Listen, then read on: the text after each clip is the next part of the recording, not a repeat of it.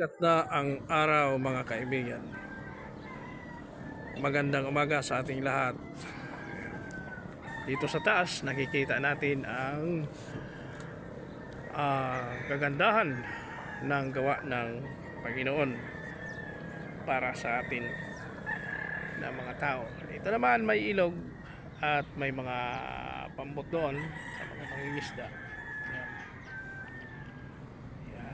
Sa kinamagahan, ito ang ating umpisa ng ating buhay sa isang araw mga kaibigan.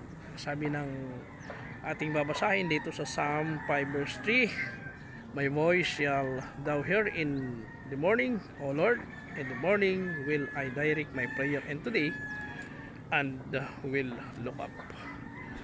Ayun, Panginoon, sa kinaumagahan dinggin mo ang aking tinig, at sa kinaumagahan ay aayusin ko ang aking dalangin sa iyo at magbabantay ako. Bakit tayo dumadalangin sa Panginoon? Upang hindi malihis ang ating landas at upang tayo ay samahan sa lahat ng ating gagawin at ingatan.